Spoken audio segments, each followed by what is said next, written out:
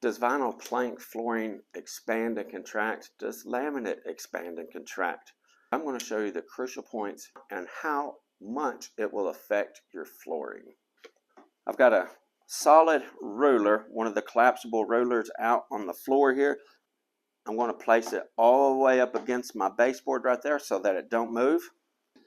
Most vinyl planks will suggest a 1/4 inch. I think all of them, as a matter of fact, will suggest a 1/4 inch expansion unless you get in areas that are greater than 2,500 square feet, and then you need to raise that expansion to a 1/2 inch. I'm going to show you on the 1/4 inch scale and the 1/2 inch scale just to show you how crucial those expansion gaps are, okay? Right here first, we're going to look at the 1/4 inch. I'm going to pull this ruler to 50 3/4 and hold it tight right there, okay? It's at 50 3/4 now. So look what a lift you're going to get in the floor just from it moving a 1/4 inch, okay?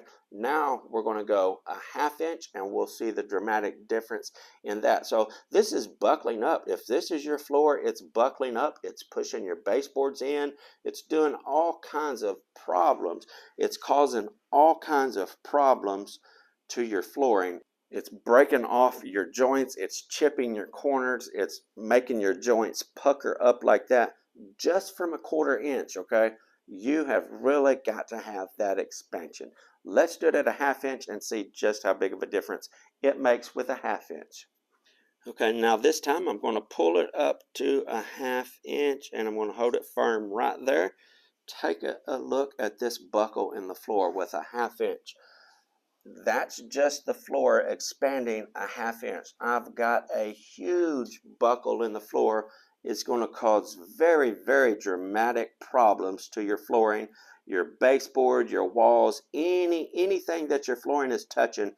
It's going to be very problematic to whatever your flooring is touching. Again, buckling, the joints in your flooring just peeking up.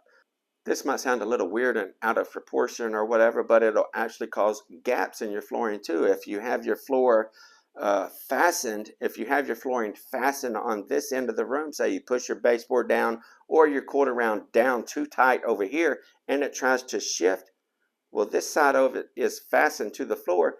This side's going to pull no matter what. It's going to cause gaps in your floor. Flooring expansion is probably the most crucial part about installing floating floors.